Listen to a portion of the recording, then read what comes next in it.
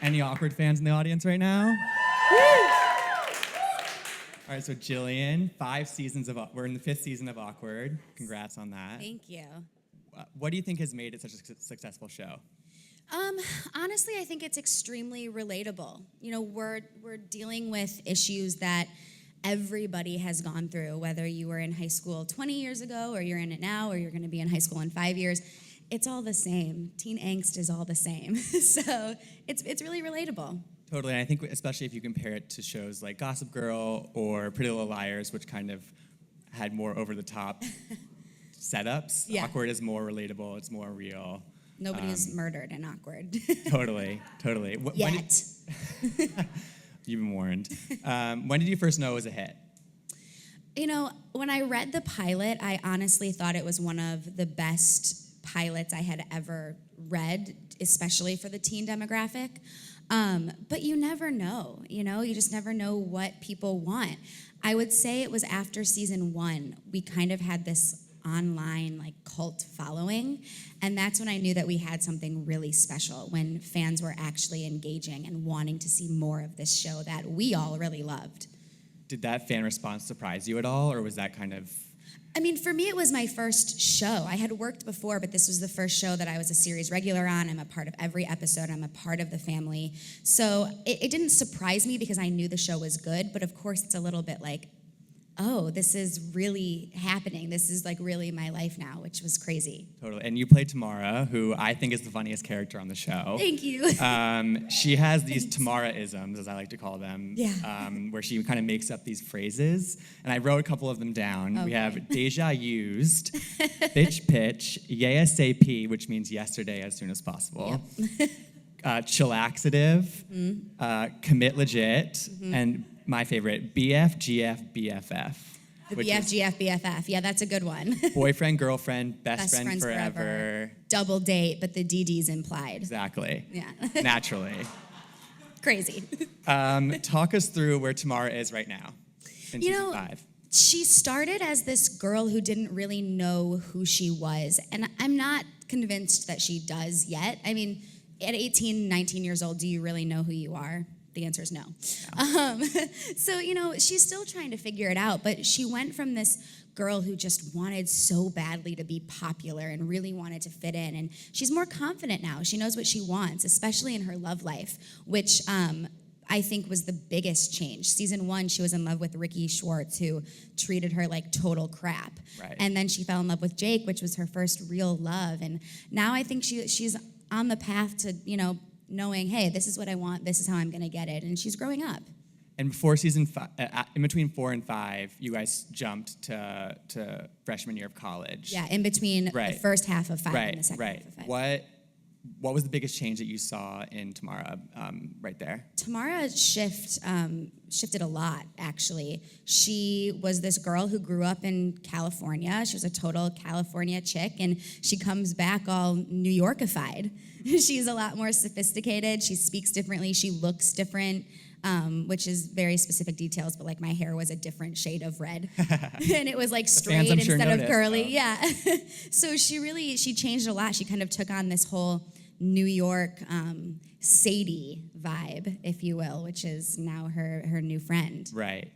And as the 5 seasons have progressed, have you noticed if the writers have sort of written to you as Jillian, as Tamara? Have they taken any of your qualities and put them into the character? Absolutely. They definitely learned what I'm good at, which is talking really fast and memorizing giant paragraphs. Sometimes they push it a little bit. I'm like, you guys, that's a full page of dialogue. You can handle it. One breath. So let's take it easy. But yeah, they figured out that I'm very good at spitting out those made up words, which is pretty difficult because they're not real. So there's no context. What is your favorite made up word that Tamara? I really loved Frasians, friends who are Asian. Just super cute. What's sort of the biggest difference between you and her, though? We have a lot of similarities, actually. We're both very spunky and positive. I would say the biggest difference is I would like to think I have a little bit more of a grounded head on my shoulders. She's a little spazzy. I'm not that. It's funny because it's harder for me to see the differences, but when you ask my friends, they'll be like, no, totally different. Right. I'm like, really? I feel like I'm kind of the same. Do you have a most awkward Tamara moment that you kind of think of? That happened to the character? Yes, not to you. Oh, there's so many. When she catfished Jake, definitely wasn't a good look. That's always awkward. Super creepy, actually. What about behind the scenes? Are there any funny, awkward? Oh, there's because your love triangles get pretty complicated there. We're like a big family, actually, behind the scenes. But there's definitely always funny moments. The whole first season, Brett and Bo, who play Jake and Maddie, they would lock me in my trailer from the outside. There was like a bar that they could pull over. And for literally an entire season, I thought that my door was just broken. So at the end of the night, all you want to do is like get out of your clothes and wash your face and like go home. And I couldn't get out of my trailer. And so I would have to call someone and be like, my door's stuck again. Can somebody come let me out? And the whole crew knew that I was just being pranked. And the reason I found out was because Bo let it slip in an interview that I just so happened to watch. I normally don't watch them, and I just so happened to watch it. And I texted him, and I was like, you're going to get it. So it's almost like a brother-sister family. Oh, they're my family, 100. No one on the show's ever dated each other. Right. So we're just, in real life, obviously. So we're like a big family. But I meant like on the show, like the love triangles get like pretty hard to keep track of. Yes. You literally have to watch every episode to know what's going on. And I feel like MTV is sort of in this kind of teen scripted show kind of golden era right now. There's Awkward, there's Faking It, there's Teen Wolf. There we go. We have some fans out there. Do you kind of feel like there's a camaraderie between shows as well with the different stars? Oh, yeah, especially with Teen Wolf, because both of our shows started at the same time, and we were the first two scripted series, drama and comedy, on the network. So we got to know those guys really well right off the bat and love them. And then Faking It joined, I want to say 2 years ago. And they're great, and now they're kind of like our sister comedy show. So it's great. I actually just spent a week with Katie Stevens. We were doing press in Europe, so I like really got to get to know her, and it was so much fun. We're really lucky that everybody just gets along, and we're just a good group of just people. Do you find there's a lot of fan crossover, or do they sort of try to pit the shows against one another? No. There's definitely a lot of fan crossover. There's a lot of fans who want to see us do a Faking It awkward crossover. So it's really great. And MTV has kind of done this whole comedy night where they put our shows on back to back, and so the fans can stay and watch a whole night of comedy, which is great. What have been your craziest fan encounters? I've had a few. I think my favorite one that I like to talk about is I was in the gym, and I'm like a group fitness person. I like to take group classes, but there's always that moment when you're in a group fitness class where you're like, God, I hope no one looks at me because I have gym face. Gym face. We all have a gym face. You all have a gym face. When everybody lifts a weight, like there's a face that you all make. And so I was like, God, I really hope like nobody looks at me because I'm like have total gym face right now. And I could see this girl. She was eyeing me the whole time, and I'm like, is she just like looking at my gym face, or does she watch the show? Like you never know. So then after the class, she approaches me in the locker room, and she didn't say anything about the show. All she did was say, hey, I have a question for you. And I'm like, oh, hey, yeah. And she's like, is this pimple on my forehead noticeable? Do you think I should pop it? And I was like, girl, yeah, it's big. Awkward. You need to pop that. That was it. That was the end of the conversation. So she didn't bring up the show? Or? No, but it was like, I knew she wanted Totally. to, but she must have just like panicked and just was like, I was it. So Awkward, we're not sure if it's going to come back for a sixth season or not. Hoping. How do you feel about where Tamara is, if it is the end of the road, where she is in her life? I feel really good. I want to say we have 6 episodes left of this season, and it's about to get like very crazy and very emotional. There's so many amazing things that happen. I was even like teary-eyed just watching the trailer for these last 6 episodes. And if this is the end, the show ends exactly where I would have wanted it to end. And I think that fans are going to be extremely happy. And specifically for Tamara, she does a lot of growing in these last couple of episodes that I was really happy about. Is there anything you can tease for us, or do you have to remain pretty... Well, she has a new love interest, which we saw introduced in the last couple of episodes. So you kind of get to go on that ride with her and see where that takes her. She's in debt right now, and she's like lying to this guy about her financial situation. So you get to see what happens with that and the growth that comes out of that and understanding that I don't need to lie to get somebody to fall in love with me. Definitely. Looking back at the 5 seasons, what was the biggest, when you read a script, what was the biggest surprise in Tamara's storyline that you kind of were taken aback by? Jake was a surprise, actually, Definitely. because it came at a time where Jake and Jenna had broken up. And both of these characters were broken and just found each other, and it was completely unexpected, and obviously caused turmoil in their friendship as well. So, but I love Jake and Tamara. So do I. I want them to be. We fight for them to be together all the time. So yeah, that was probably the biggest surprise because it was not only a relationship drama, but it was girlfriend drama as well. What was the end of the filming like of 5B? Extremely the last episode, emotional. Yeah, I want to cry just thinking about it. We spent the last couple of days in Malibu together. We all got hotel rooms, and we just stayed together the whole last couple of days. We just didn't want to leave each other. The last couple of scenes that we filmed were all pretty emotional, but the last scene specifically, and I won't tell you what it is, but it was almost shot as a surprise. We were all sitting around talking, waiting for the cameras to be set up, and 10 minutes later, they just yelled cut. Wow. Yeah. So the ending is going to be pretty emotional for fans and for you guys alike. Absolutely. Switching gears a little bit, you have a really funny YouTube show called We're Dating with your boyfriend, Yes. Marty. Can you tell me a little bit about that and how it kind of came to be? Yeah, so my boyfriend's a singer-songwriter, and we both just felt like we wanted to do something creative. You know, I have a lot of downtime when Awkward's not filming, and he's always, writing music and in the studio, but we wanted to do something together. So we thought, how about a show about 2 people who are dating, but also in the industry? Because a lot of times, celebrity couples are so closed off, and we are so the opposite. Like, Which we is good. That's air awesome. everything. So we were like, oh, that's kind of fun if we just talk openly about our relationship. So we did it. I'm in partnership with Maker Studios, and we started slapping videos up online, and people seem to like them. So it's been going really well, and we get to write and produce our own sketches.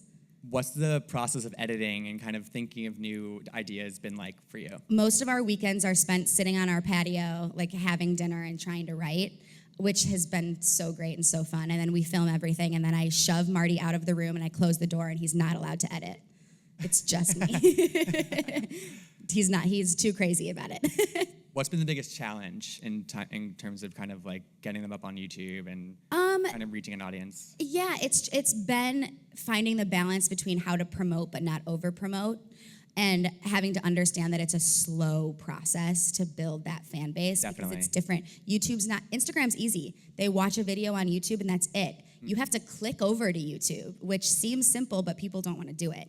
So it's been finding that balance and making sure that the fan base crosses over from social media platforms. And we also talked about you kind of feel like there's a sweet spot, 3 minutes and under. Yeah. Quick, easy, funny. Yep, our videos are just short little under 3-minute sketches talking about certain things in our relationship that are very true to our life. So. And you include bloopers at the end, which also is fun. Yeah, Marty's crazy, so we usually have a lot of them.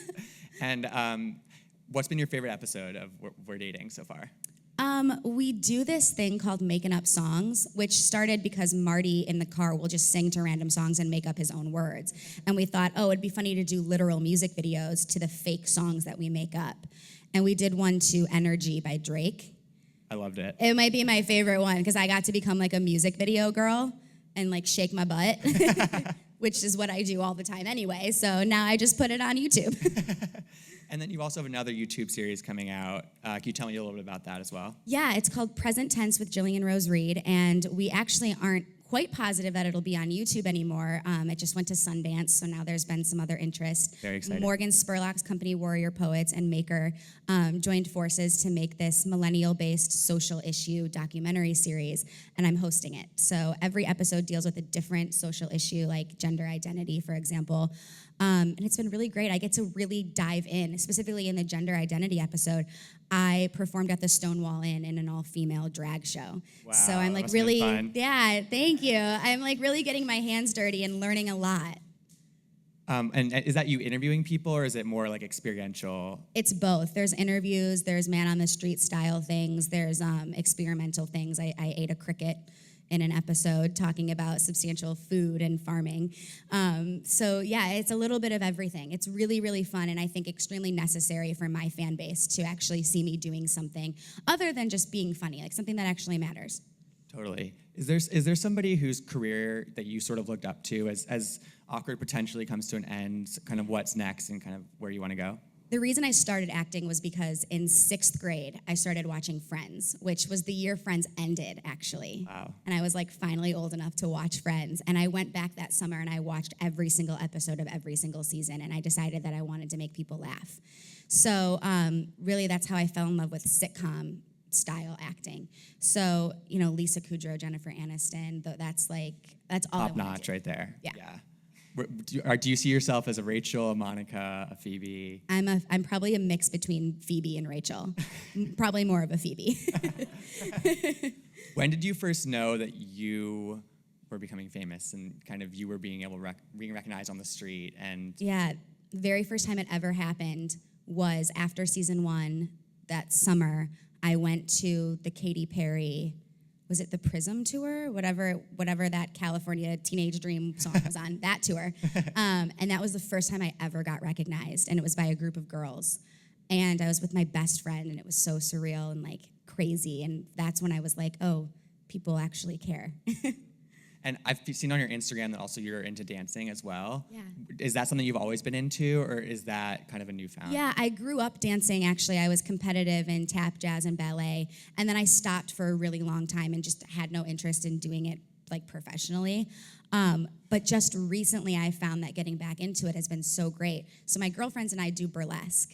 And it's just a really fun, sexy way to like get out of your head. I do it with a lot of my actor friends because, sometimes it's really hard to like do those more sexual scenes where you have to be extremely vulnerable and extremely open. And I found that it's a really great way to just like be comfortable in my skin. So now I do it all the time. And kind of let loose and let loose and just have fun and like be sexy. Do you see yourself ever like kind of professionally trying to do more like musical, dancey projects? Absolutely. I grew up doing musical theater, and playing Roxy in Chicago is my ultimate dream. That would be amazing. So we'll see. I still think I'm a little young to play Roxy, so I have a few years to like keep practicing, but that's what I really want to do. You alluded to like those kind of intimate scenes on Awkward. Did it take a while to get used to those? Are you used to them now, or are they always going to be kind of... They're always going to be weird. I mean, you're in a room of like 100 men with cameras pointing at you, and you're like in lingerie, and then you have to like make out with someone, and it's not sexy at all. It looks good on TV, but in the moment, it's like really super weird. I'll never get used to it. Yeah, I'm sure. Well, I think we're going to turn it over to the audience for some audience questions. Do we have a question out there? Yeah. Hi, Jillian. Hi. Big fan of the show. I've been watching you. it since 2011, I think it came out. Since the start, yeah. Yeah. So you guys were talking about Tamara-isms. I love sketch and wardrobe. I was wondering if you use those in your daily life. Yeah, actually, we all started using DTR pretty regularly, which that was like the first one that really caught on. Yeah, original. So yeah, the original, yeah, in the dictionary there. So yeah, we definitely use that one, and Sketch, actually, I've used a few times. Thank you. Next question. I loved hearing your talk, and I'm excited for your Stonewalling drag show. Thank you. You have a lot of high energy, and you seem super fun and excited, and you make up words and stuff. And I was wondering, do people ever kind of be like, why are you so happy? Or like, why are you so excited? How do you deal with that? Some fans don't like Tamara at all because she has so much energy. But, you just have to ignore that. Or if you catch me on a bad day and you tweet to me, I might tweet to you back. How do you kind of tune out those negative You just fans have to be above it. I mean, those are people who are just unhappy, right? Like, if they come to your Instagram to say something mean, there's something going on there. But like I said, if you catch me in a bad mood, I'm probably going to say something to you. I'm not good at being quiet. That's a good thing. Maybe. Sometimes. Next question. Hey, Jillian, thanks for being here at AOL. I had no idea that you were a tap dancer. I'd love to see a triple time step later. I've probably forgotten how to do that, but I could try. What I'm curious about, I know that MTV has changed their content over the years, but if we go back in time, I'm curious to know what are a couple of your favorite music videos? Oh, anything Britney. Of course, yeah. Team Britney. Britney Spears. Also like old school Eminem. I'm from Detroit, so when like Eminem really got I was really young, but I like remember when people were like, there's a white rapper and his name is Eminem. So anything Britney, anything Eminem, that's my jam. Next question. Hey, Jillian. I think you're basically the best part of the show. Thank you. So since the show is about like awkward moments in high school, did you have any of those when you went to high school? Did I? Yeah. I had one moment where I was late for a class and my best friend was like, we have to run. And my school was huge. It took 7 minutes to walk from one end to the other.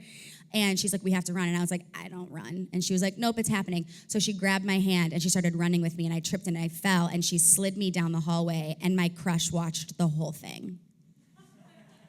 We never dated. Well, on that note, I think we're gonna, that's all the time we have. But when does Awkward air? Tuesday nights on MTV, 10 p.m. 6 more episodes. All right, thank you. Thank you, guys.